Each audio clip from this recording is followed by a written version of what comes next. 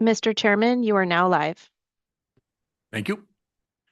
Good evening, everyone. I'd like to welcome you to the District 5 Board of Fire Commissioners for Gig Harbor Fire and Medic 1. If you would please stand, we would do the Pledge of Allegiance. Pledge of allegiance to the flag of the United States of America and to the republic for which it stands, one nation, under God, indivisible, with liberty and justice for all.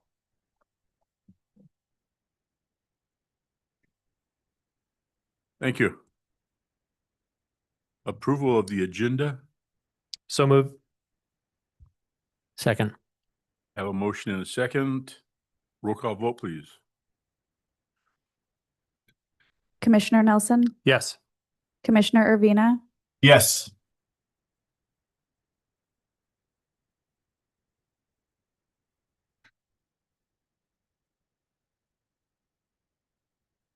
Commissioner Urbina, Can you not hear me? Hello? Your audio is not working, Joe. Oh. Oh, there it goes. Yes. Thank you. Commissioner Hayden, Yes. Commissioner Fleming. Oh. He is struggling getting online. Chairman Enzi. Yes. Any commissioner absences coming up? I'm going to be traveling to a work conference on that Tuesday. If you need me to, I might be able to join while kind of on the way there. Tuesday the 23rd. Yeah. Oh, the 23rd. Okay. Yeah. I might not be able to make it, so I'll let you know. And I will be out of town on the 14th of July.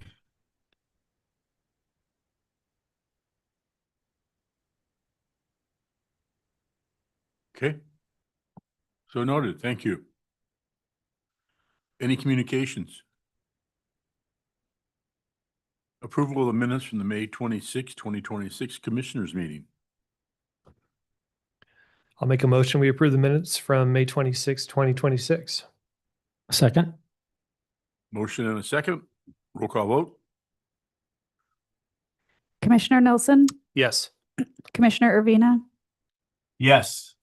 Commissioner Hayden, Yes. Commissioner Fleming, Yes. Chairman Enzi. Yes.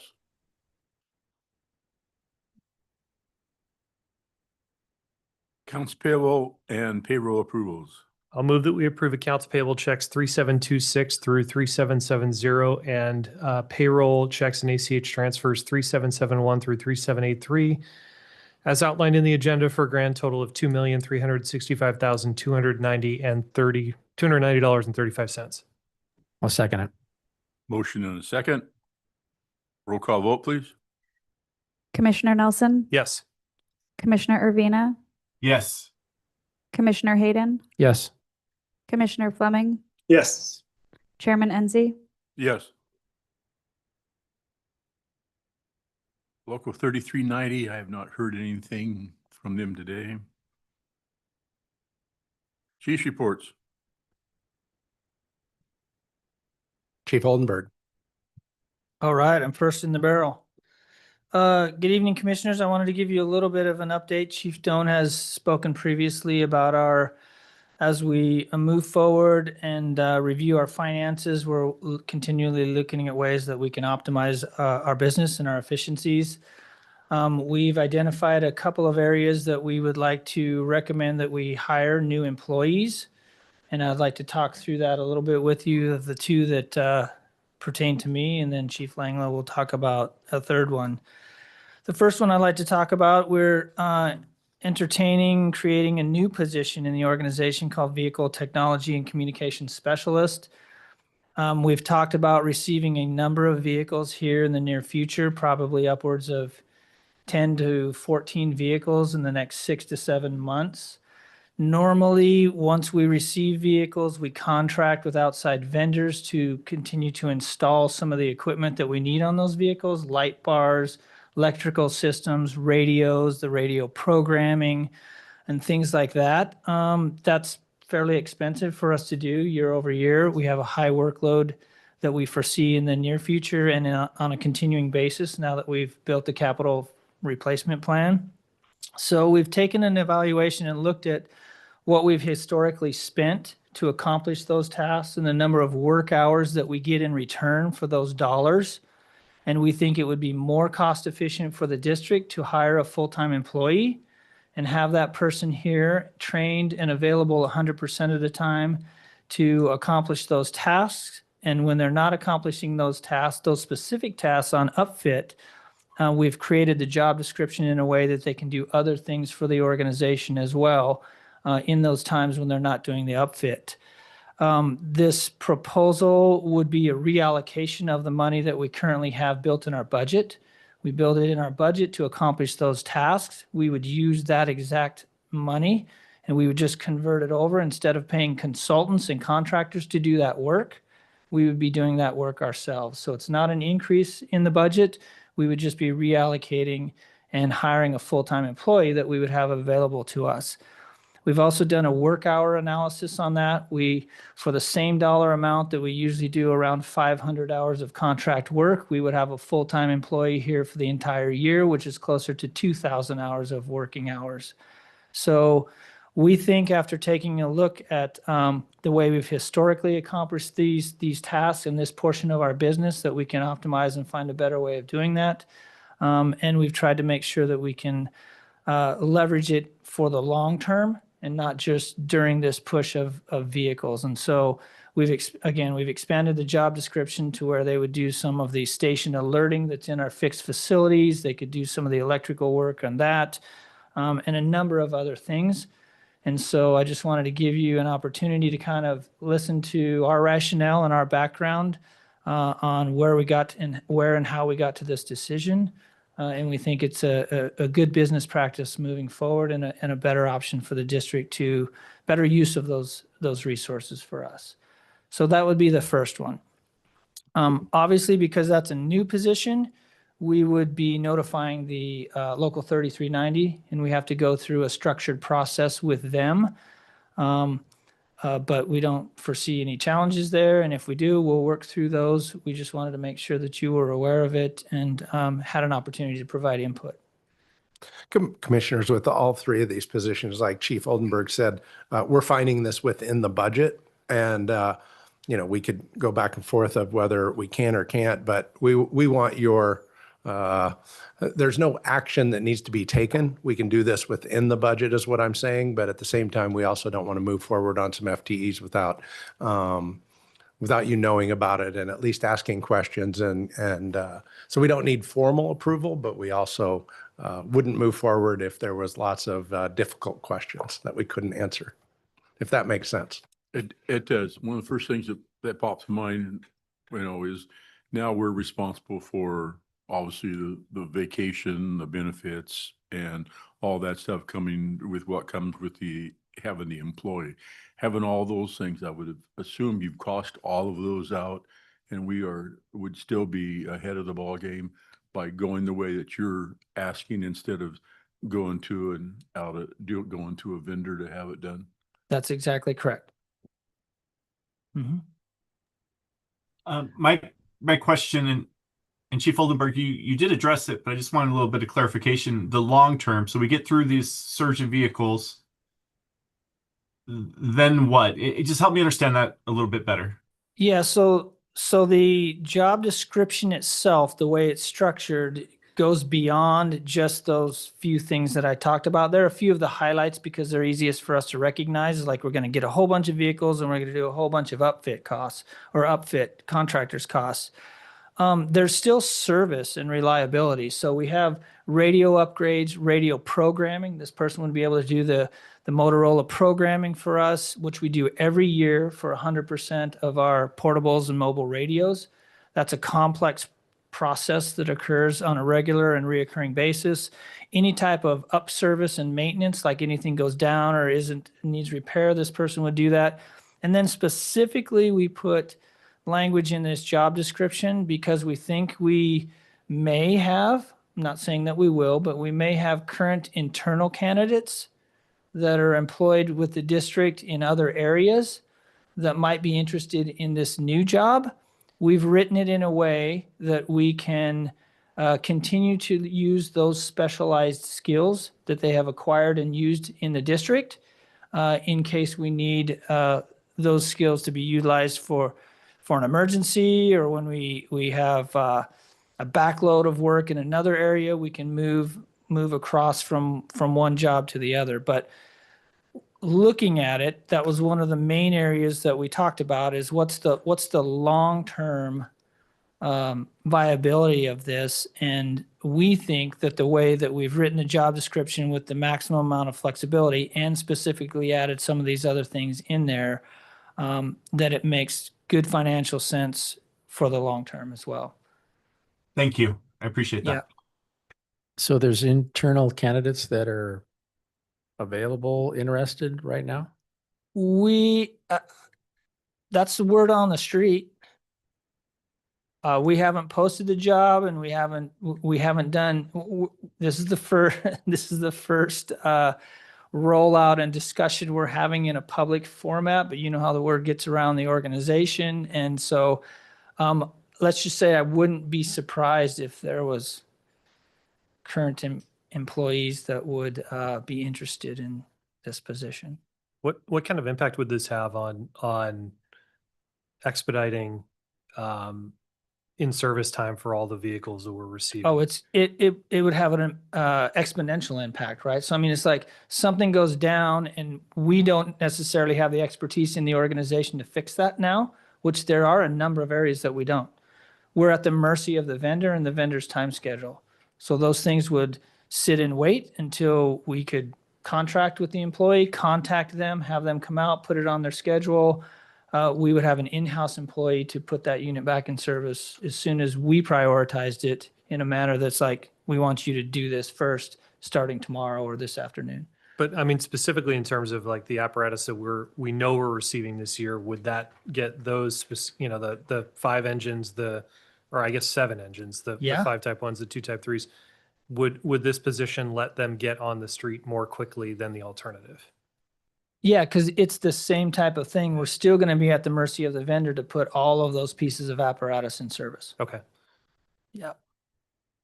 Is it possible for this person to travel to the apparatus while they're still being worked on, or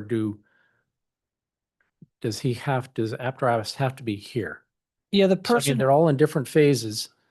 I Yeah. mean, I know that's an expense, but is it possible for him or her to Yeah. So the way it head works. to the apparatus even sooner? Yeah, so the way it works is we have purchased the vehicles to be built a certain way, and the manufacturer is responsible for building it to that point.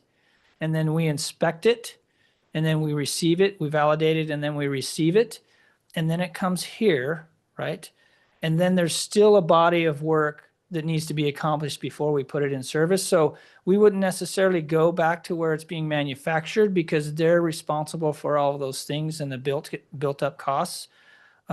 We would be accomplishing the ones that is not included in the manufacturing price that we do here once it gets here. We call it upfitting. You're probably familiar with that, Commissioner. Yeah, exactly.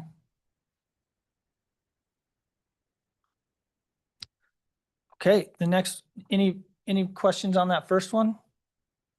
Okay, the next one is facilities maintenance technician. So this is a current position that we already have in the organization. We have one facilities maintenance technician and one supervisor currently. And if you think about it, they're the people that work on all of our fixed facilities. So everything in this building, right, from any type of maintenance work that's done on our fixed facilities is accomplished by those two people. And the challenge that we have right now is that we have additionally, we have 2 part-time employees that work part-time, kind of when we need them and when they're available, a combination of both of those things. Sometimes we need them and they might be doing something, and other times they are available and they do a great job, and they're wonderful people. What we would like to do in this area is not retain those 2 part-time employees and hire one full-time employee that's here all the time. Additionally, one of the challenges that we're running into is that we're building new facilities, we're building bigger facilities, we're building high-end facilities. If you look out the window, there's a number of facilities that are going to go in service here. Once they get turned over to us, it's our responsibility then to maintain them, to service the things that break.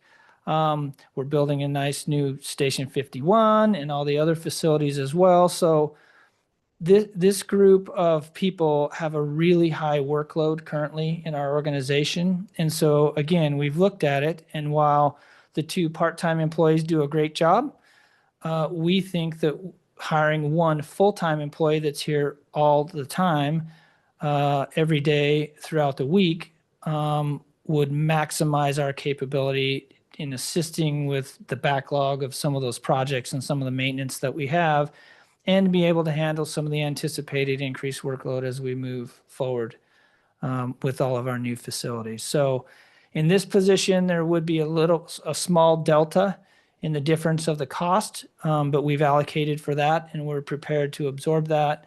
It's just going to go from 2 part-time employees without benefits to 1 full-time employee that would have benefits and be a full-time employee here. So there is going to be a delta in there as far as the financial piece. But again, we evaluate all of these things in pretty good detail, and we want to make sure that it's the right thing before we're coming here before the commissioners to even ask or talk about it. So that one's pretty straightforward. We have those positions here. The job description is written. We would just post for another one of those full-time employees. Thank you. Any questions regarding that position? This is another, both of the positions you described are represented. They're not exempt, right? Correct. Yep. Okay. Correct.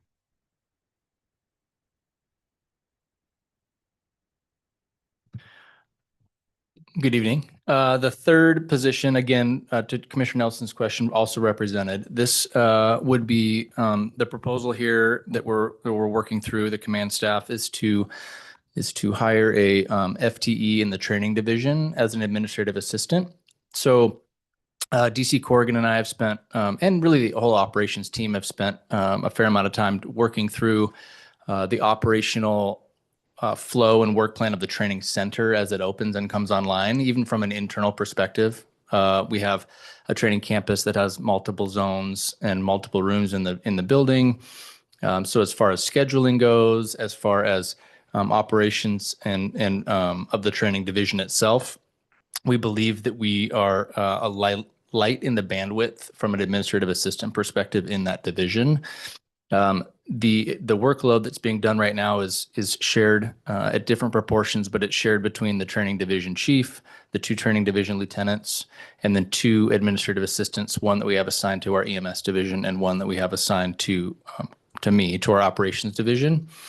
We feel like it's more efficient, and the workload is certainly there with the expansion of our training division and training campus.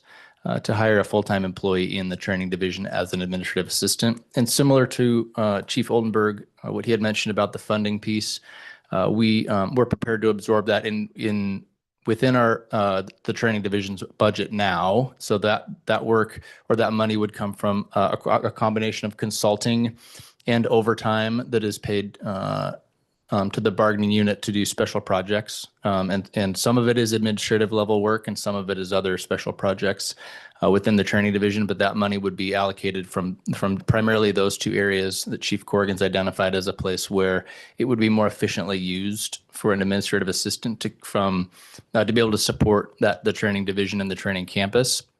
Additionally, that would also free up some bandwidth for Lisa, who's the administrative assistant assigned to me, to do some work with our specialty teams that is primarily done by our company officers that are our team, the 2 company officers that are team leads for our specialty teams. And so I think we think hiring a full-time administrative assistant in the training division also is going to help multiple other spaces in the organization that is going to free up some of our staff to do work that is more in their job description and their job role. So A tangible example of that is Lieutenant Haas and Lieutenant Ripple are in the training division, and both DC Corrigan and myself would like to get them in more curriculum development and more teaching like space, right, to use their KSAs as company officers. But some of their time is taken up with administrative functions, trying to keep calendaring moving, trying to keep scheduling moving for the training campus. We also anticipate that we want to be in the Recruit Academy business also, right? Not business from a financial perspective, but we want to host our own Recruit Academies. And that takes a tremendous amount of administrative support to do that with a group of recruits coming through here. And so we think that we're confident that person would be helping out in those roles too. And the addition of the training campus, it really doesn't slow down how much training the organization does. It only speeds it up. There's training that administrative assistant would support with processing training requests for both internal and outside training that we're sending our folks to, in addition to managing the flow of the training campus. And so again, that would be a bargaining unit position. We would certainly open that inside and outside the organization would be the plan. So if there's folks within the organization that either want to move laterally or want to move from a different position in the organization, they would certainly be in the running to do that if the fit is right and that's something that they want to do. Job duties, we would be using the job description that is exactly the same as our current administrative assistants. And like I said, it would not only support the training division, but support the other divisions in the organization because it would free up some bandwidth in those areas to work on some projects that aren't currently getting done. There's some of that happens. It's like just keep your head above water, but don't have an opportunity to really to long range plan and to goal set. So that's the training division FTE that we're proposing in an administrative assistant role. And I'd stand for any questions. Anything, anybody? Okay, thank you. All right. Chief Westcott, did you have any updates? I forgot to ask you before. Yes, good. It's his first meeting sitting over there. Good evening, commissioners. I guess for the first meeting, I should start by thanking you and Chief Doan for putting your trust in me. I'm excited to be here in this position. So it's good to be with this group, part of this team. I'd also like to just thank Chief Booth. He did he left the cupboards full and did a tremendous job in the transition and passing off information and left me in a good spot. So I appreciate the work he did and then how generous he was with his time as we conducted a transition. For updates, we brought on some more CPR instructors this week. We had, I think he talked about bringing on 5. We were able to bring on 3 and then 2 this week. So they started and we'll get those individuals onboarded and get them out there teaching here quickly. Maritime, outside of the great work that Chief Langlow and Chief Oldenburg provided with the oversight and the management team for Maritime, we had a prevention booth set up down there, distributed bike helmets, preservers, interfaced with the public, talked about wildfire ready neighbors, our CPR programs, and just other aspects of education we deliver. So that was a great opportunity to participate in that event. We talked about transition with Chief Booth, but also had a transition with our new division chief, Patrick Phillips, in the month of May, and he's taken over the prevention division. Patrick's quickly made me realize how replaceable I am. He's coming in, he's doing a great job, and I think the division is in really good hands with Patrick. So on the health and safety front, we have submitted our safety improvement plan for next year. The deadline was June 1st, so got in and we were working on that during the transition and got that submitted. We're looking at submitting for the grant portion for an injury prevention program to bring in some vendors that are subject matter experts in exercise and injury prevention, and to bring them in and to see if we can do some good things in that arena. Next week will be a safety stand down. That's across the fire service event. We take a week to focus on a safety related issue. This year is fitness oriented, fit to serve, fit for life. So fitness, nutrition, evaluations like, physicals and cancer screenings and sleep, all the things that are important to firefighters, the pillars of wellness, we'll call them. So that's the update from health and safety. Great. Thank you. Sorry, go ahead. Thank you, Tom, and welcome to the table. Thank you very much. I get to go back, Chief, when you're ready. We were debating if that's the kids' table or this is the kids' table. I'm unsure. It's the kid with his dad's. Yes, Nick, what do you have? Okay, that wasn't my go back. Sorry, I had to fit that in. Chief Westcott, I just had a couple things I wanted to hit on. Chief Westcott did mention it. We did enter into unified command over the weekend for Saturday and Sunday with Gig Harbor Police and Gig Harbor Public Works in support of the Maritime Gig Fest. This is the second year we've taken this approach into Gig Fest planning, and the second was better than the first, and the first was really good. So we had a really, really good structure, and I think it went off well. I think the weather worked to our advantage a little bit. It wasn't as hot as it was last year. We still saw big crowds down there at times for sure, but we used this Gig Harbor Civic Center as our incident command post. Again, with Gig Harbor Public Works and PD, had a great weekend. A lot of good feedback from both the chamber and the folks that we had, or the patrons that we interacted with down on the parade route and down at the Gig Fest. So that was great. We hosted today Wildland All Hazards preseason meeting. So just a quick mention about that. We had multiple agencies here. I think we probably had somewhere in the neighborhood of 75 people in attendance, from law enforcement partners, fire partners, utilities, fire marshal's office, DEM, Washington EMD, multiple agencies. This is the third or fourth year I think we've hosted this, and we get good feedback every year. It just gives folks an opportunity to network and then to get some updates from our regional partners.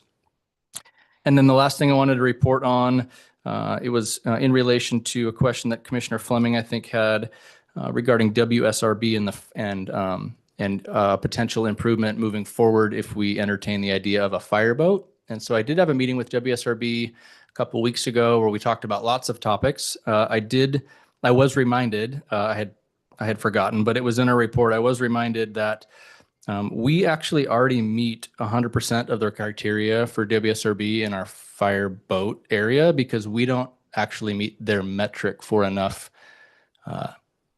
wharf space that is only accessible by water. So the fireboat itself would not do anything for a WSRB rating. We already get 100% of that because we don't meet enough geography that is only accessible by water. So I wanted to report on that to make sure that I closed the loop there. Thank you, Chief.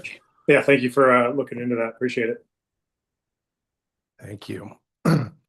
So to continue on the Gig Festival, everybody here, including Travis, was doing comms, did a great job all weekend long.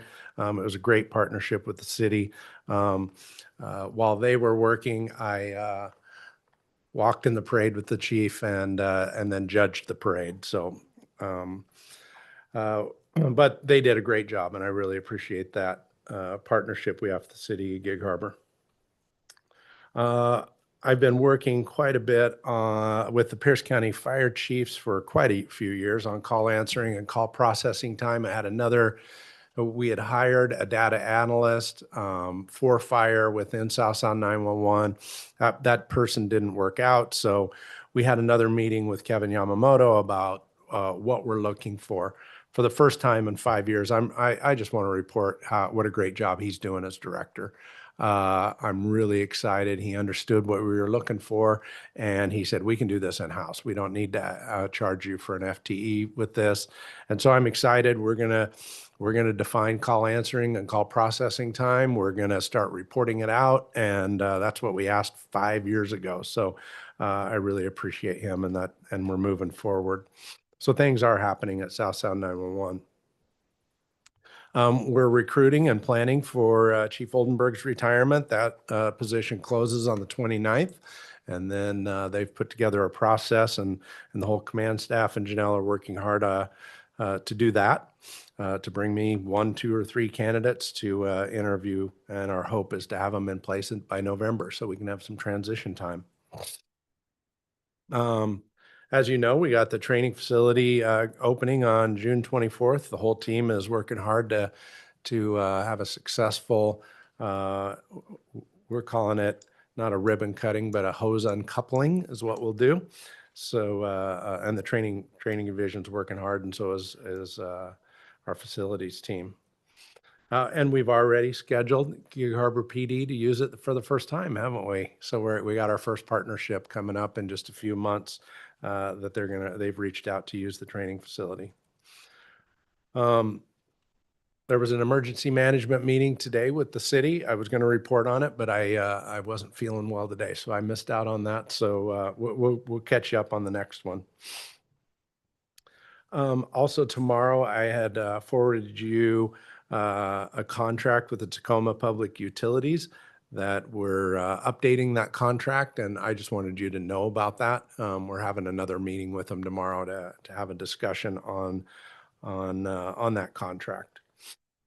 And WSRB, I also forwarded you the work that Lori Moore and the former U.S. Fire Administrator put together on WSRB. I'm really excited and hopeful for the future that there should be some legislative changes coming to WSRB next year. I thought she did a great job. So that's really exciting.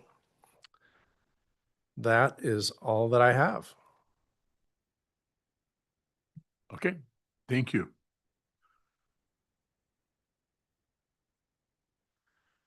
Standing committee reports.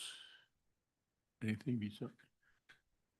Under negotiations, where it's ongoing, we will, at our next meeting, we had a lot going on today, so I didn't call for one, but at our next meeting, there will be probably an executive session to discuss where we're at. Financial report. Good evening. Let me share my screen.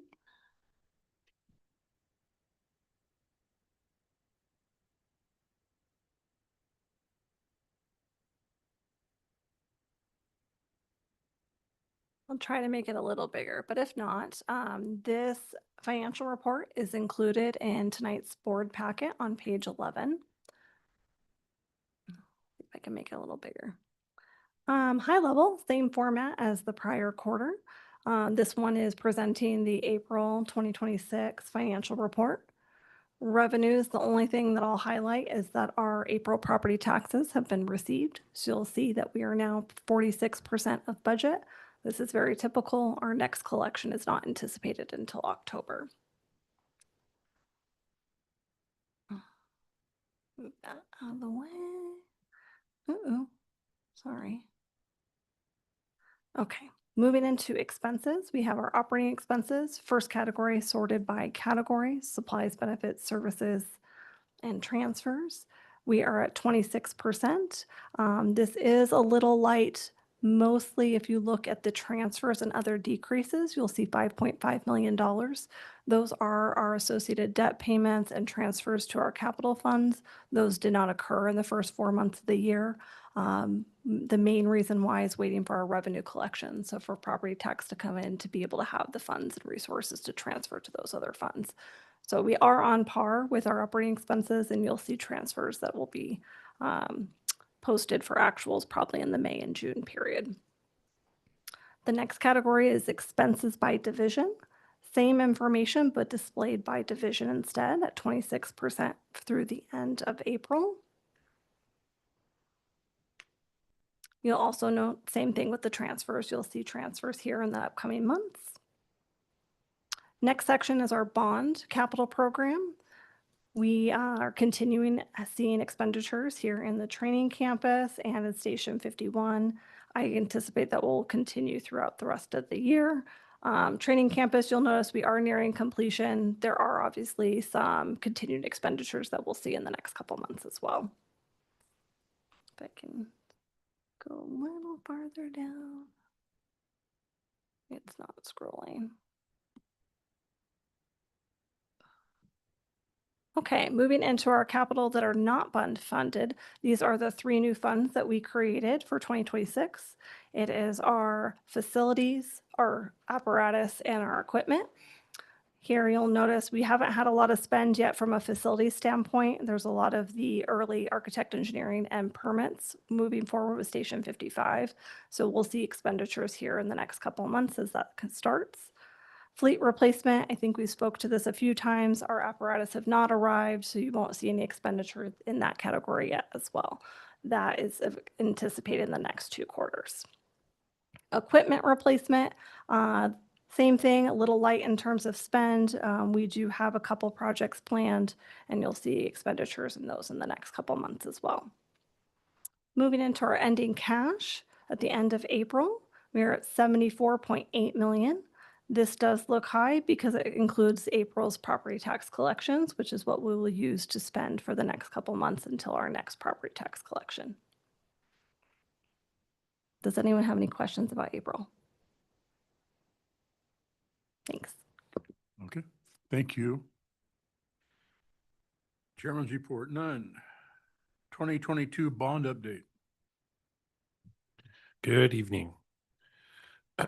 As Chief Doan and Crystal both let you know, the training campus is starting to come to a conclusion.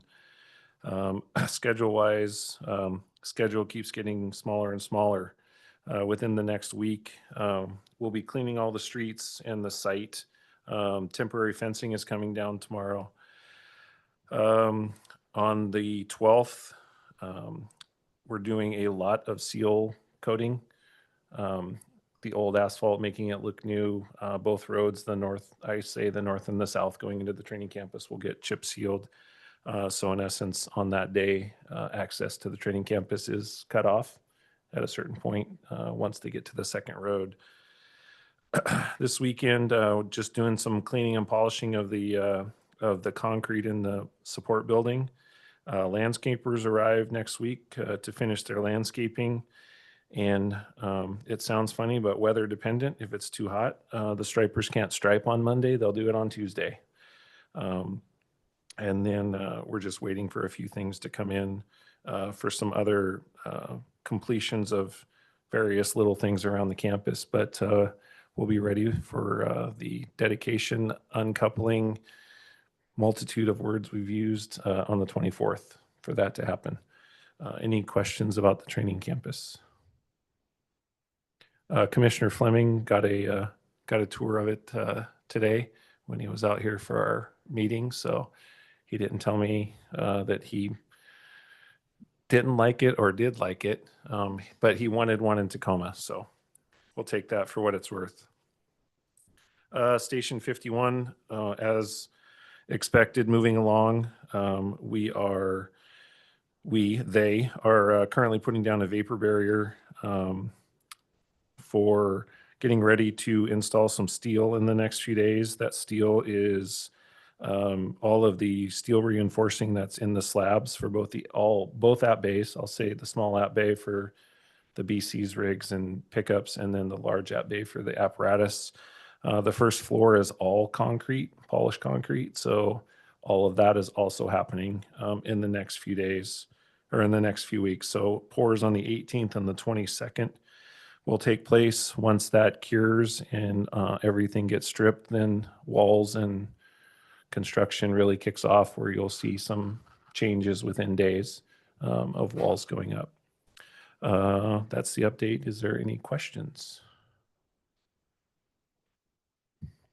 Thank you. Thank you. No old business. Now we get down to the meat of tonight's meeting. New business, capital plan presentation. Crystal? I'm going to kick us off first. Just to, before she walks through our capital facilities plan, I'd like to take just a few minutes to give you some context of where we started, where we are, where we're going, and why we built the plan the way that we have. When you hired me as the fire chief, you gave me clear direction to put together a long-term plan for the district. And at that time, it was no small task. Our stations were aging. Our frontline engines were more than 20 years old. And I do want to be clear about how we got there, because it was not a failure of the leadership before me. The board and my predecessor, Chief John Burgess, did a great job. They led this district through a great recession, and he made the right call. He used available capital dollars to protect firefighters' jobs and to keep our services intact for this community. And I would have made the exact same decisions in his shoes. But those circumstances that we went through meant we came out on the other side without a full capital plan and without the savings to fund one. And building and funding that capital plan became my charge. So the first thing that I did back in 2021 was bring Rice Fergus Miller to give us just an honest assessment of our facilities. And that assessment identified more than $110 million in needs. And that 110 only included our facilities, not our fleet. And we did not take the 110 million to the voters. We only took 80 because we wanted to complete the work within a reasonable amount of time, and because we wanted to be conservative and responsible with our taxpayer dollars. That decision set the tone for everything that followed. The bond, together with our fire and our EMS levies and the local loan program, became kind of the foundation of the plan that you're going to hear about tonight. And here's what that plan has already delivered. We built Station 53, Station 57, Station 51 is under construction right now. On June 24th, we will ribbon cut our training campus. Through our local loan program, we replaced over $1 million worth of SCBAs in every defibrillator we own. Through the bond, we ordered 5 new Type 1 engines, and through our capital budget, 2 Type 3 engines, all arriving in the next couple months. We just took delivery of a new water tender and 2 new medic units in the past year. And with what remains of the bond, we'll rebuild Station 58 and Station 59. In short, we have fixed the capital backlog that the district faced. But it would not be prudent to stop there. And that's the heart of what we're going to present tonight. I want to be direct about something. Planning for the future and taking care of our people are not in competition. They never have been, and they aren't tonight. We can compensate our firefighters and take care of them well, and we can be responsible stewards of this district's future at the same time. It's not a trade-off. That is our job. And building a long-term plan does not come at anyone's expense. It protects everyone who depends on this department, the community we serve, and the people who show up every day to serve our community. I know there's a fair question that's been floating around the station, and it's why are we saving money now to replace engines that haven't even arrived yet? And it's a good question, and the answer matters. We are saving now precisely so that the district never has to go back to scrambling for end-of-the-year money to buy a single engine at a time when the last one finally gives out.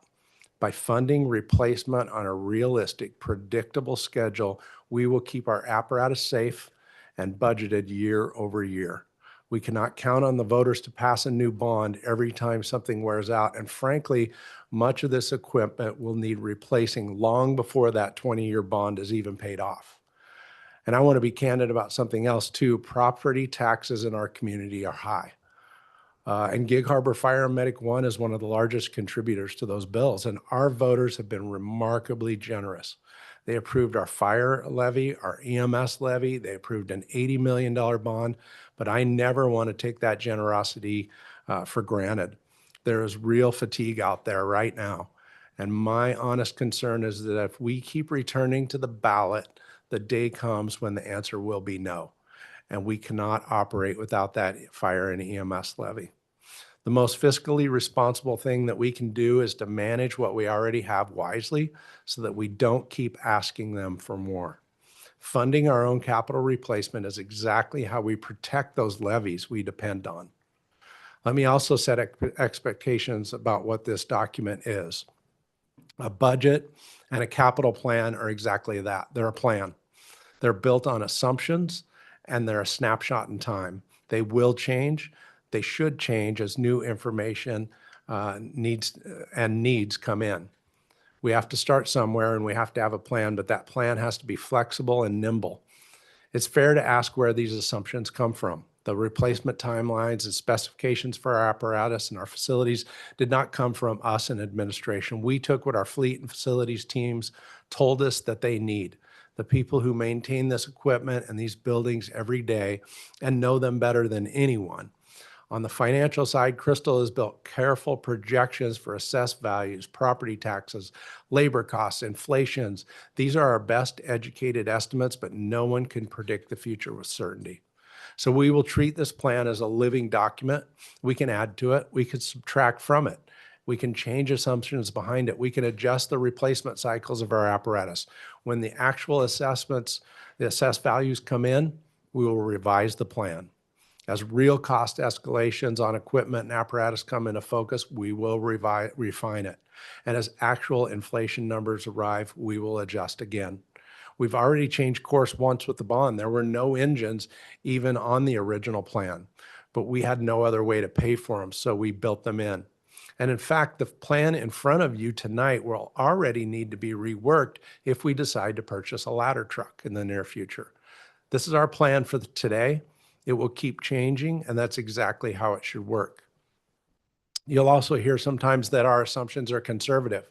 They are, and that's on purpose. We're a fire district. We are not a city. If we run into the red, there is no other pot to reach into. The only lever we have is cutting services. And cutting services means cutting firefighters. So yes, we estimate expenses carefully and revenue cautiously. If we're going to be wrong, I want us to be wrong in the direction that protects our people and our services to the community. Let me also be honest with you about my own stake in this. I don't really have one. By the time most of this equipment needs to be replaced, I will be retired. The easiest path for me, maybe even the most enjoyable, would be to spend every dollar that we have today and leave the future to someone else. But that is not the job you hired me to do. You asked me to think beyond my own time in this chair, to plan for the future and for the chief who follows me, and to be a good steward of this community's money. And that's what this plan is. The team presenting tonight brings you real depth in their work. I've spent 35 years in the fire service, 18 as fire chief. Chief Oldenburg brings that same experience as deputy chief, and Crystal holds a master's degree in finance and brings a wealth of experience from another large department and another large agency. The plan reflects our best professional judgment, but it's a recommendation and nothing more. At the end of the day, I will do whatever the board and this community ask of me. You have the final say on our budget and our capital facilities plan. So as Crystal takes you through this, please ask as many questions you like. Tell us whether you think we are heading in the right direction. And if there are assumptions you'd like us to change, tell us. We can change any of them. A plan is just a plan, and we'll keep refining it as new information comes. Finally, I really want to recognize the people that built this. Chief Oldenburg and Crystal led the effort, working with Chief Peterson and Travis. Together, those teams have done an outstanding job. I am totally impressed at the work behind this plan, the analysis, the coordination across divisions, the financial modeling. It's been thorough, it's thoughtful, it's first rate, and it reflects the real care for this district and for its future. I'm grateful for their effort, and I'm really proud to put the work in front of you tonight. So with that, I'm going to turn it over to Crystal.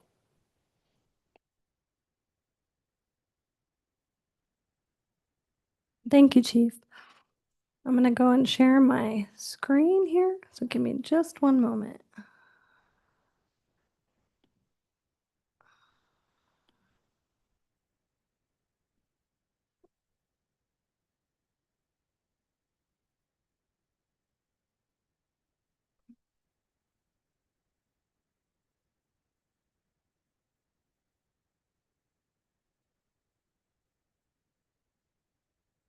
Okay. So for tonight, for this capital asset plan, it is included on page 12 to 25 of tonight's board packet. I'm going to close this real quick.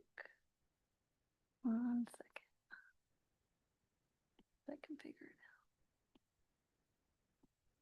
out.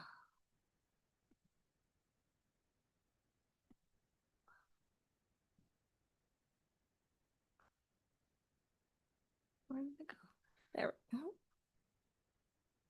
There we go. Sorry about that. Okay, moving into tonight, the capital asset replacement plan.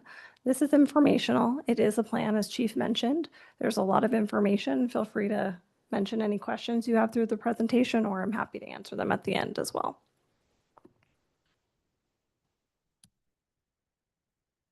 Okay.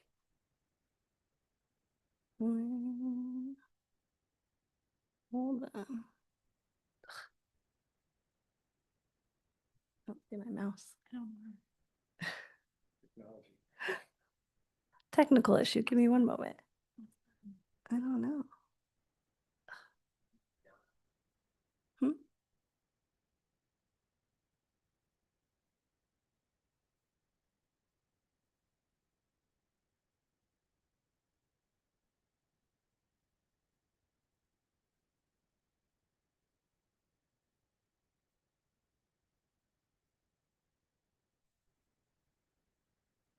Okay, we'll try this again.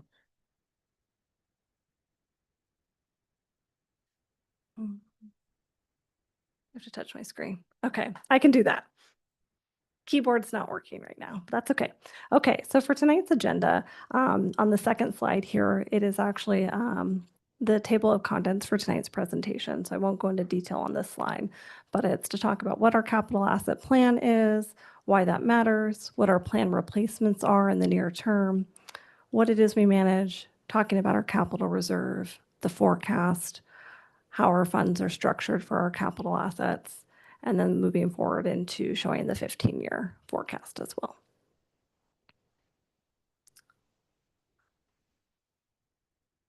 There we go. Okay, so starting with what is the capital asset plan? For the purposes of this discussion, it is 3 categories: fleet and vehicles, equipment and facilities. These are all the items that are included in our long-range capital asset plan. Anything that is over a certain amount is classified as capital and is forecasted within this plan and included in each of those categories.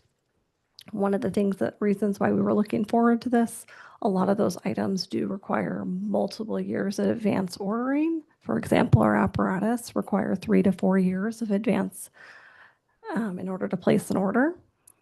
And so this long-term forecast, trying to do this so I can hear. So our long-term forecast does require some pre-planning in order for us to be in the right timeline for speccing the information that we need and then moving forward with the order, so it actually arrives at the time that we want it to be replaced.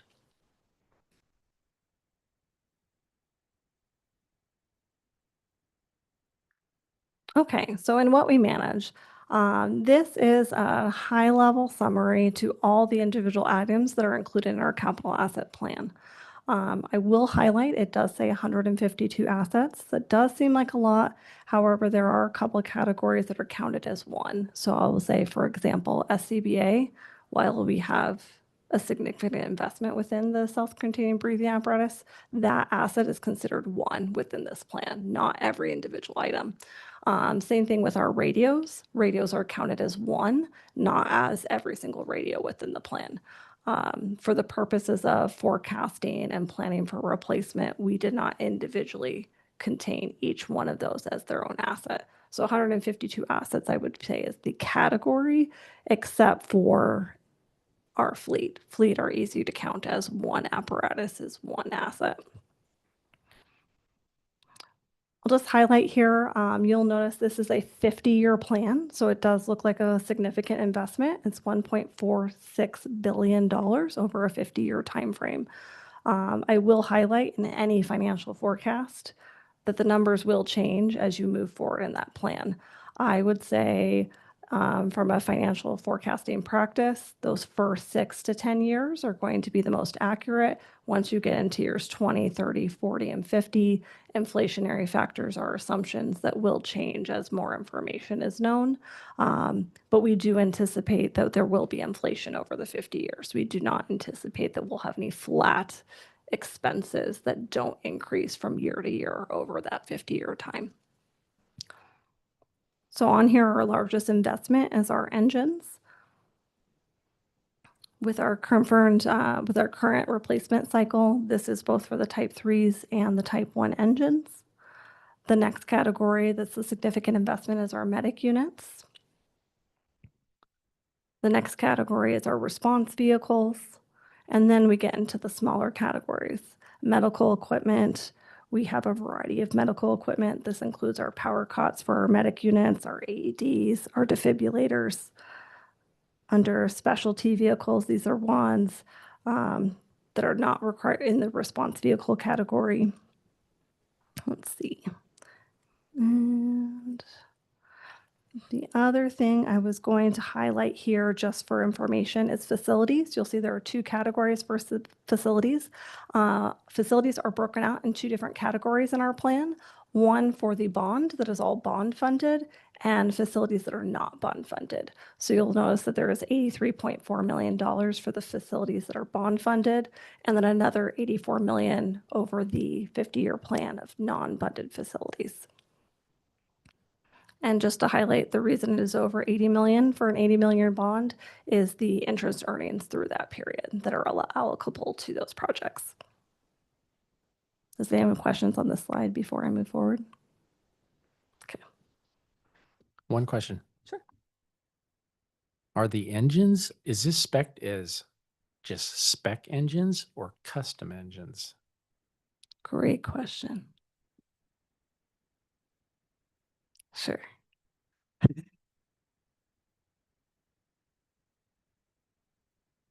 It's carrying over the cost that we just paid for the engines that we just ordered. So there is some custom stuff on them. Yeah, and I'm not making a statement as if one's better than the other, but the off the shelf are obviously cheaper than the custom, but there's trade-offs and both. So, so that was just basically what we just purchased. So, Yes, sir. okay, perfect.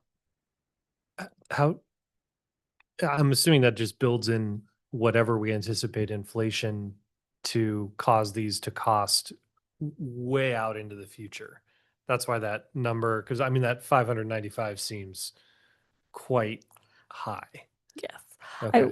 I will say as we move through the slides, there are more that you'll see in the current years that don't look as significant as the Sure. investment over a 50-year that look a little more realistic on today's dollars.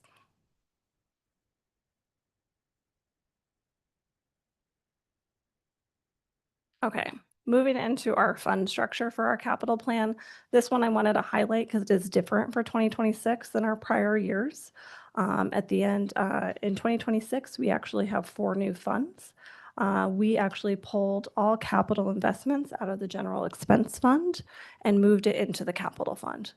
What we did within the capital fund is split it within a couple different funds. So one for facilities, one for fleet, one for equipment, and one for capital replacement reserve. This is where our contributions would go before they are committed to a specific asset that is arriving in the year that we are budgeting. So for year 2026, actual items and facilities we know are being performed and arrive in 26 are budgeted in facilities, fleet, and equipment funds. And the funds set aside for future capital that are not 26 are sitting in the capital replacement reserve. So now for 26, our general fund is only operating expenses. No capital expenses are now in the general fund. Reserve fund actually does not change. This is our contingency fund, our reserve as required by state law. We do have a policy within our plan that requires 2 months of 12 to keep in reserves, which is 16.67. That is what we keep and set aside in the reserve fund.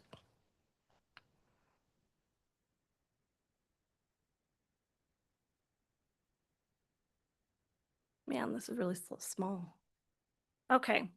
Moving into the next slide, one of the things I wanted to highlight, previously, there's a couple different ways that you can choose to forecast and set aside dollars for the capital plan. Option A is pay as you go. So the current items that you need for that year, you would set aside money for that year and pay for them. Option B is steady annual contribution.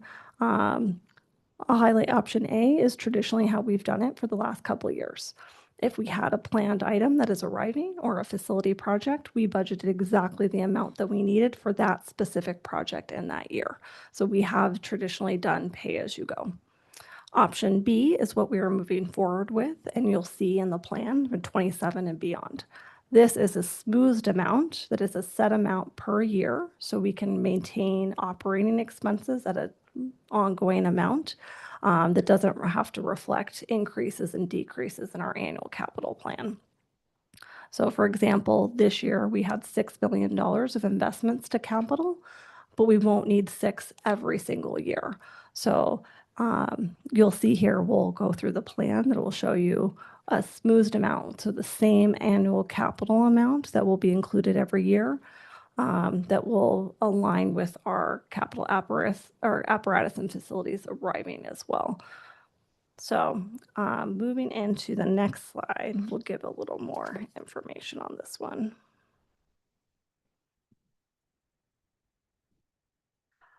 So the capital replacement reserve. So this is new. We did this at the end of 2025 with ending fund balance and unfinished projects at the end of 25. We moved into the capital plan. So what this slide represents, we have a couple different categories. Option 1 was our capital resolutions. So historically, we have set aside via resolution certain dollar amounts to capital projects. Most of that was sitting in the reserve fund, and then some of that was sitting in the general expense fund. So at the end of 2025, we did a resolution where we moved those funds from both the general expense fund and the general fund into the new capital replacement reserve. On option 2, you'll see the seating for the new dedicated fund. So we have $3.3 million that we transferred from the reserve fund. These were specific resolutions that had tied capital reasons that we and prior commissioners set aside for capital projects. The $10 million in the general fund was for prior year's commitments to annual capital contributions that were sitting in that fund. So previously, we didn't have another place to put it. So our investments were sitting in the ending fund balance of the general fund. And then 3, you'll see we have ongoing annual contributions. So in 2020, I would say actually in 2025 was probably our first year we actually had a budgeted amount to capital annual contributions to this fund. 2026, we do also have an annual contribution to this fund. Here at the bottom, you'll see 10.1 from general fund. That was completed at the end of 25. The 3.3 million from the reserve fund, that was also completed at the end of 25. So at the beginning of this year, moving into 26, we have 13.4 million sitting in our capital replacement reserve. This is for items that are not included in 26. This is for future capital. Next, you'll see we have 2.3 million. That is budgeted for 2026 for future contributions, not for the items that we are doing this year. And then moving forward, and you'll see this in the future slides, we have a smooth annual contribution that we are forecasting for all capital spend of 4.42 million from 2026 and beyond. This would be the minimum amount you would need to fund the current capital plan as it is. Before I move on, I'll just see if anyone has questions. Quick question, Crystal, and you may hit this later, and I apologize. The annual contribution, is that increase over time for inflation? The contribution, no. Currently, it is a flat amount. So but the forecast and how much we need does increase with inflation. Okay, so the contribution in 2041 is the same as the contribution for 2027? Currently, yes, as forecasted. Thank you. And the 4.42 million is based off of current AV. The contribution is not based on revenue. It's based on the expense needs of the capital asset plan.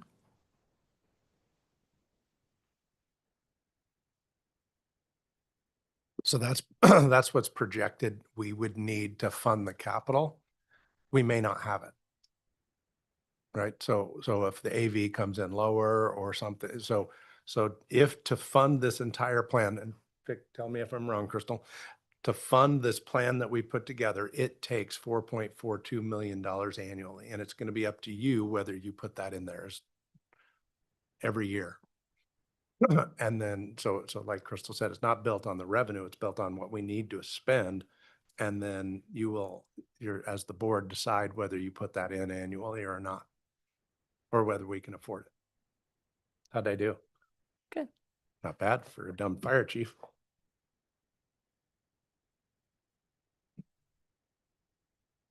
Okay, here is the 15-year investment window. This one looks like a more sustainable amount of money when you're, rather than looking at the 50-year. So you'll notice here in the first couple of years, we're under 8 million a year for the next couple of years. I have it sorted by category, so you can see how much we have anticipated to spend for fleet equipment and facilities, both in the next current levy period and in the following periods.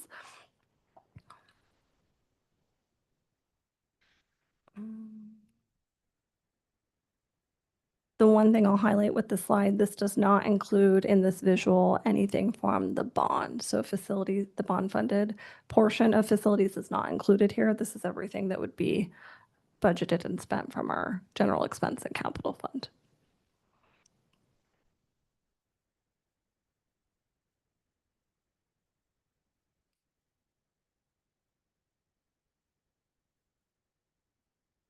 Okay, so for those that want the details, the following couple of slides will show you the itemized list of capital that we've included for the current year and future years.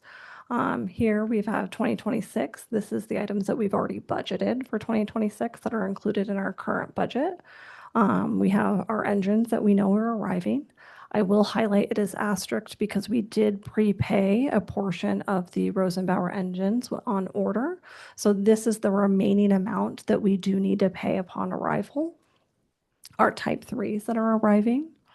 The difference in price is actually the years that they were ordered. So they were not ordered at the same time. One was ordered about a year and a half in advance of the other one. That's why there's a difference in price. We have the tender, which did arrive this year. So that is the amount we paid for that tender. We have a couple response vehicles, small IT projects, and a portion of our portable radios were budgeted for 2026. Moving into the other side of the slide, we have facilities and facilities bond. So facilities is paid out of our non-bond capital plan. These are the projects we have planned. Baseline investments, that is the baseline amount we've always budgeted towards capital annually for any of the facilities. So there's a variety of different projects and things that need to be replaced that are not considered repair and maintenance, but are actually an upgrade or a replacement of something. So that amount could be split across a variety of different locations. Facilities bond is our current amount budgeted this year for our bond projects. So you'll see at the bottom at the total, you'll see the total amount we have from the general fund that we're paying, non-bond at 6.3 million. You'll also notice that we have the total amount coming from the bond as well. So we have 24 million budgeted in 26.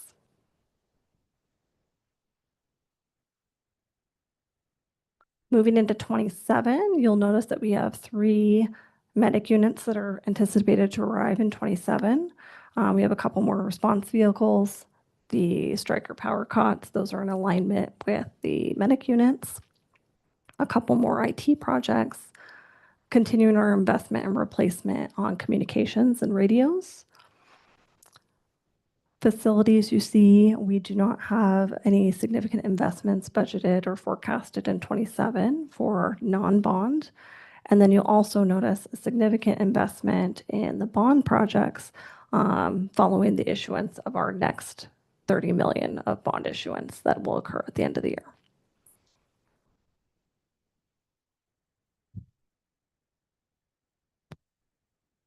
The bond funding for 3 and 7, is that the floor that we've noticed problems with since They've been using the stations, the 300,000 each. Okay. Correct. That's what I thought. All right. Yes. Moving into 2028, you'll notice it's a little lighter just based on the current capital plan.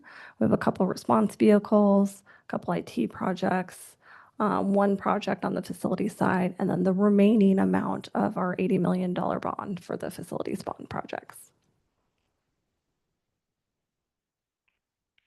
This is the final year that's included in this presentation with the itemized detail. You'll see we have one additional medic unit arriving, the replacement of our other current older tender, response vehicles, medical equipment. Medical equipment, you'll notice a couple of these investments were the items that we actually ordered a couple of years ago. This 2029 would be their next anticipated replacement. Couple more IT projects, facilities. We have one specific location that was not included in any of the bond projects. And then in terms of the facilities bond, we may have some overall closeout at the end of that 3-year term.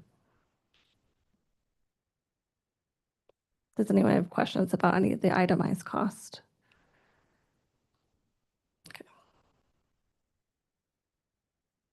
Okay, so this particular slide shows the impacts both to our annual forecast for all of our capital as displayed in those prior slides and our impacts with the capital replacement reserve. So you'll notice here the yellow-orange bars is the annual amount that we anticipate spending year over year from 2026 to 2041. The line represents our reserve balance. So right now at the beginning of 26, we had 13.4 million. We also are projecting to increase 2.3 million for this year's annual contribution. So you'll notice that is just shy of $16 million for 26. So you'll notice that here on the line. And then you will notice that it will go up and down based on the year. And the reason that is we're going to do a smoothed amount year to year for our operating budget. So some years we're going to need more than $4.4 million of capital in that year. And we're not going to reduce the general fund by that amount. We're going to pull from the capital reserve first. So we'll have an annual amount of 4.4 that will continue from the general fund. And any years of capital that are more than 4.4 will pull from this reserve to continue to pay for the capital in that year. So for example, you'll notice in 2029, we have more than $4 million of capital. So that's why you'll notice the line will go down because we're going to start to bleed through that capital reserve in a couple of years. Then you'll notice, and you get to 2031, 2032, our capital investment needs are reduced. So then we would be able to replenish some of that capital reserve for future years. As you can see, as you get to the end of that 15-year plan, when we get into the 2037 to 2041, we do exhaust 100% of the capital replacement reserve. So this would continue a 4.4 million contribution from 27 to 2041, fully exhausting in 2041. What that means, our needs do not decrease in 2042. We do have additional capital in the next levy period after 2041. But in order to support that, we would need to start looking, refining the plan, seeing how the capital forecast is in those out years, probably in years 10 to 15, see how the assessed valuation and revenue forecast looks in the next 10 to 15 years, because that 4.4 amount would not sustain us in that next year 16 to 20. So I think it is an ongoing discussion about how much additional may be needed to be able to continue to invest in the capital plan. But at this time, this would get us through the current levy period and the next 2 levy periods.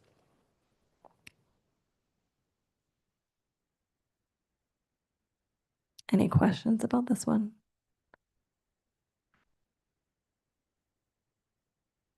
You look like you were thinking. I guess one about levy periods. So this is based on us passing on the levies passing in on all this also, right? Yes, that would, yes. So this assumes at the end of the 6-year levy lid lift, we would go back and do a new levy lift for both the general levy and the EMS levy, going to $1.50 and 50 cents. Yes. However, based on current assessed valuation, it currently is at $1.50 and 50 and is anticipated to be through the end of this levy period. Okay. Based on property values not increasing substantially. Yes. Got it. And by 2041, we should be, even though there's going to be no money left, we should have newer apparatus than we do 2 years ago after the downturn of the economy. I mean, the department should have newer facilities and equipment. So even though you're out of money, we should be in a better place to adjust whatever we need to do Yes. going forward. Yes, the age of the current apparatus at the 2041 would definitely be a newer version of facilities and apparatus than we are currently. Not to Crystal, I've got. Go ahead, Joe. Go ahead. How are we going to revisit this annually?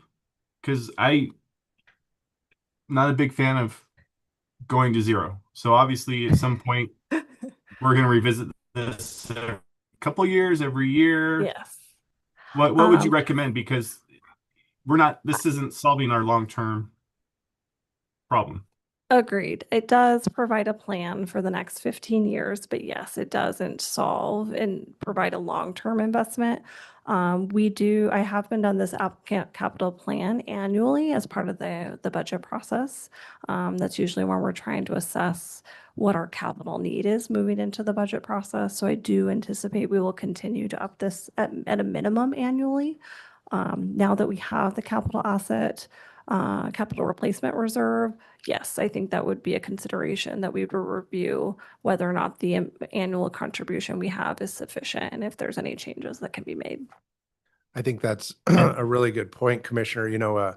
Like Crystal said, it's out to 2041 and the two lines cross, right? And it's like, and we look at that, but like Crystal said, every year, it's going to get adjusted all the time, every day.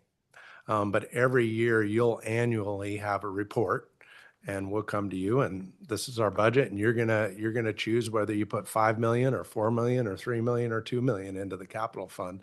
So this will be revised at least annually, that it'll come to you. This is where we're at. We're on track. We've adjusted the engines. We've decided to go a little longer, or we've decided not to buy a water tender. We've decided not to buy a truck. So that will come to you every single year. We'll give you the forecast in the future. So you can look at this as a sliding scale as we go through the years. It's not set in stone today. I totally understand that. I'm just thinking that should we always target 15 years? I'm just trying to understand, do we always target 15 years to make sure that we've got those 15 years planned for, or should we shoot for 20? I know it's probably not a discussion for tonight, but I'd like to be involved in some of that conversation. We can do that. Do we have internally and this, I don't know if this is a JJ or Steve question. Do we internally have a standard as far as lifespan of our apparatus, what our plan is? Because I know NFPA says 15 years first line, 25 total. Are we going the same? Steve, come to years the mic out? and tell us how we created it and what it is. And I understand that 25 may be the NFPA standard, but that might not be the ideal Mm-hmm. in reality. I think you probably want to replace before you get to 25. Is that fair to say? That's absolutely accurate. So for those of you on the board who were here when we passed the bond back 2022, right? We identified back then that our fleet was old and tired and in need of replacement. And fortunately, we were able to allocate funds towards that program. At that time, those were about 15 years old. So we had frontline apparatus that were difficult to keep in service at the time. So while the NFPA maximums did play into some of the conversations that we had, specifically pertaining to secondary pieces of apparatus like our water tenders, things like that, that aren't primary response vehicles and more support units. Those life cycles are shorter for our fire engines.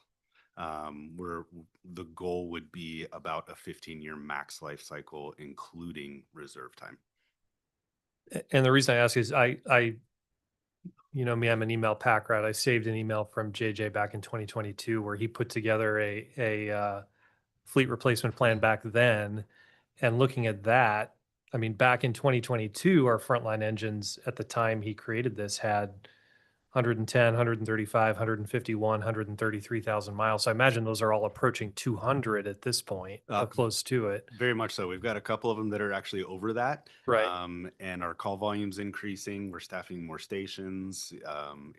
It's definitely an increased workload trying to keep these things on the road. And I guess what I'm getting at is that the frontline or newer equipment is two 2010s, two 2009s, three 2008s. So we're talking about within the next, if you go 20 years, we're talking about it in the next 2 years. If for the oldest, if you go 2010, we're talking 2030. So, I mean, we're talking about, even with all this new equipment coming in under NFPA standards, we're going to have to order new engines within the next 2 to 3 years anyway to replace those that are life cycled out. Correct. Yes, sir. And that's accounted for in the plan. Right. But I mean, that's the point is like, that's what we're going to have to do anyway, even with all this new equipment coming in, because we had this lag where we didn't order anything. Fair to say? That's correct. Yes. Yeah. So you've got that document. Yes. That's what I'm looking at. And then when we did these projections, are we, as we're looking at the life cycle, are we considering increasing call volume, so faster wear and tear, and then also the potential for increased service at some point as the district grows? Has that been factored into the costs, or is that just because we don't know if or when? Are we not including that? Yes, sir. We used, we look back historically over the last 10 to 15-year period, depending on the apparatus, and developed kind of I'll use the medic units as an example. We found that each new unit that we put in service averages about 5,000 miles more annually than the one that we put in service prior to that. So we kind of used those predictive indicators to kind of forecast out and help us develop the life cycles. Great. Thank you. Yes, sir. Okay, good on moving to the next slide. Okay, so this moves us to the end of the presentation, however, available for any additional questions you have. The first key takeaway is that we do have a plan. We've had a plan for a few years. We've been moving forward on that plan. The second one is we do have a reserve fund established that is new at the end of 25 and into 26. So we do have future capital replacement reserves set aside for future apparatus. The key takeaway is contributions. We do want to continue with annual contributions to the key replacement reserve. So not just the current year of items that need to be replaced, but the items that need to be replaced in that next 5, 10, 15-year term. And then the item number 4 is this plan includes a schedule that does not include any additional revenue, resources, levies, bonds, debt, bonding, or any type of revenue, excuse me, any type of additional borrowing. So this does include our general expense revenue and our expense budget and a smooth amount that we can currently sustain to continue to fund our capital plan.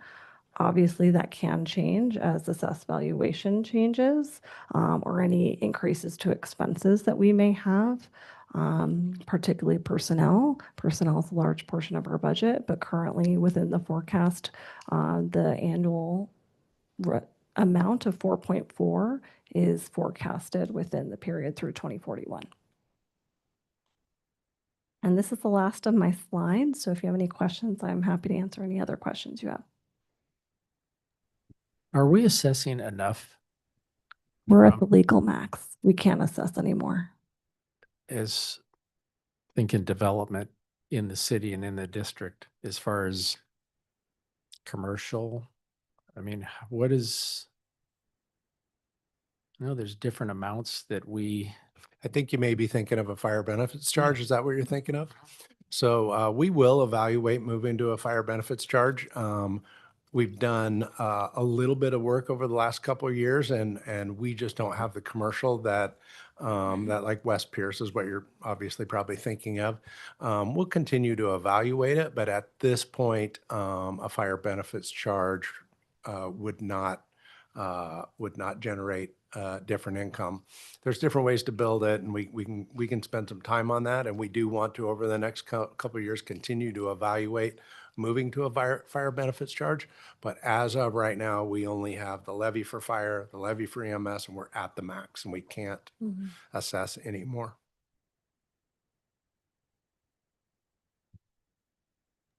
I just want to say thank you for your work, for everybody that worked on this. I think this was really well done. You know, I try to do my homework, and I tried to look around at other similar districts around the region, and I think it's pretty obvious that it is not the norm to go out and do regular short-term bonds to purchase apparatus. The norm is a capital, fund for fleet, and I think that this is something that's long overdue because we have apparatus that we're running the wheels off of, and fundamentally you have to be able to get to calls. So we have to prepare for this, and we just got an equally excellent report from Nick and Scott Jorgensen a few weeks ago about a ladder truck, and operationally the report was well done, but it describes wanting to buy the most expensive option, and there's nothing wrong with that. That may well be the best approach, but you need money to pay for that, both now and in the future as well. So I think we need to prepare for all of this. I agree. I've sat on this board for a little while now, and this isn't the first capital projects plan that has come before us. And for one reason or the other, none of them have really taken seed. They've kind of failed because of our economy and different things.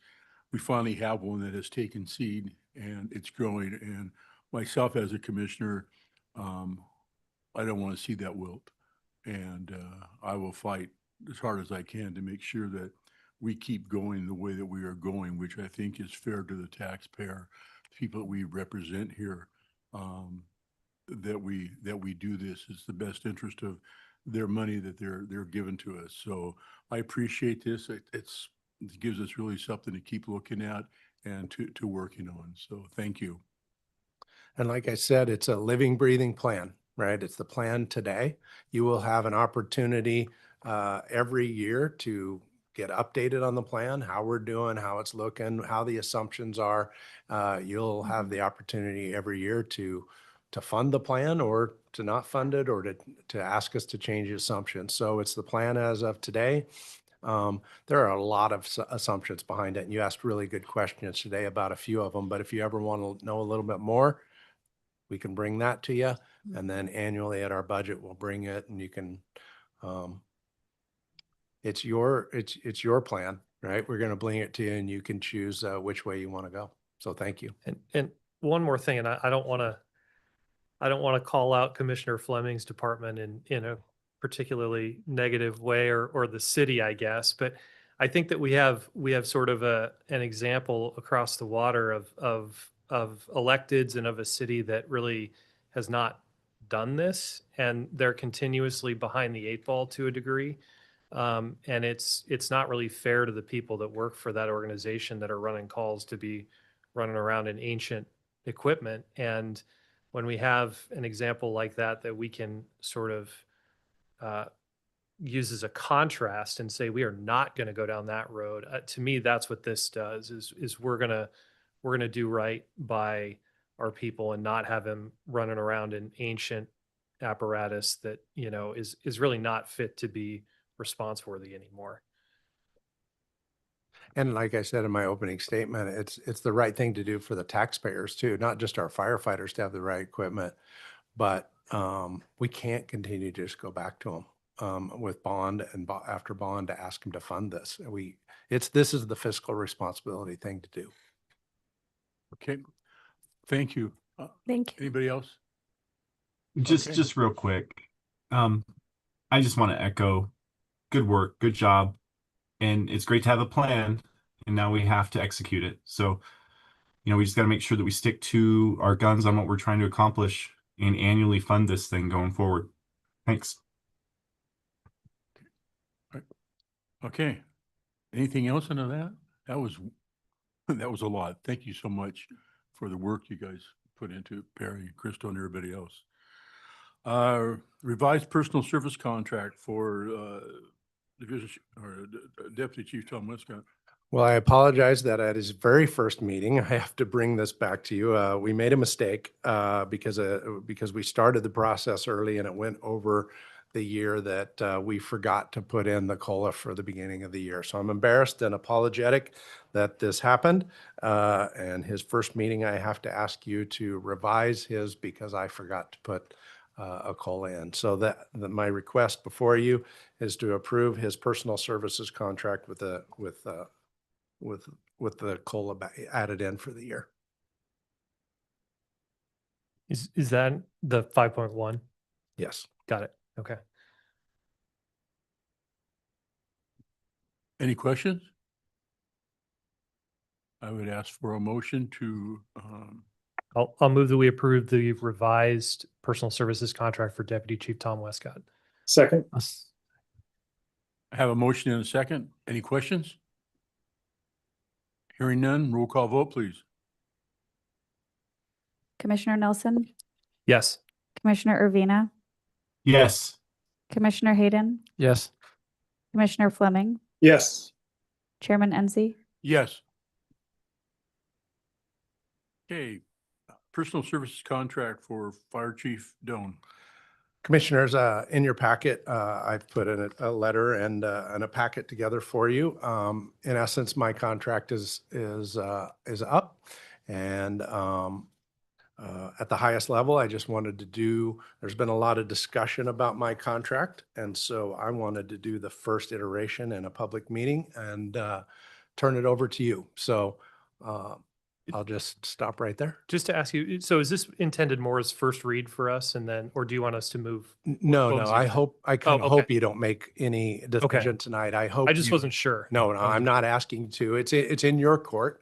And it's for the board to decide what to do. You can choose to do whatever you would like. And I would encourage you not to make a decision tonight because I'd like you to deliberate it, discuss it, however you want to, take public opinion, anybody's opinion in an open meeting. So my intent was to do it openly and put it all in. So more like first read, and then we'll have an opportunity.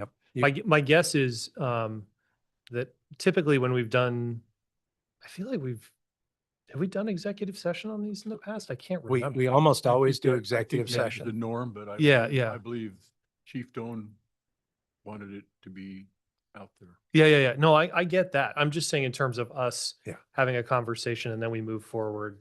I think that we've done that in the past, but yeah. Correct. We've usually done the whole thing in executive session from my first and all the negotiations, but I wanted to make my first one in public. Now you choose how you want to move forward. And I'll leave that to you. Okay. Thank you. So we'll take this as a first read. Okay. Okay. All right. Thank you. Open public comment. If you have anything to bring forward to this board, please state your name for the record. You'll have 3 minutes. If you're out there on in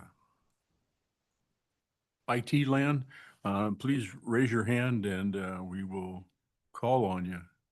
We have nobody online Nobody's on. with questions. No. Thank you. I don't know what else to call that.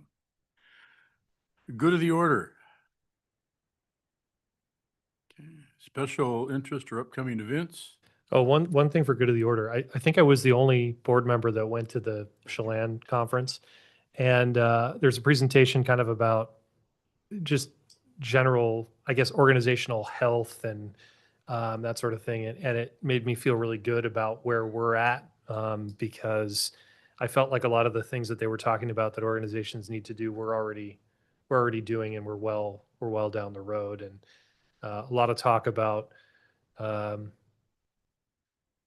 let's say boards that don't maybe get along that well. And I feel like sort of a hallmark of this board during my time on it is that that is not the way that we operate. So thanks to all of the team and fellow board members, because I think we're in a good spot. We are. It's nice to feel validated every once in a while. Absolutely. Thank you.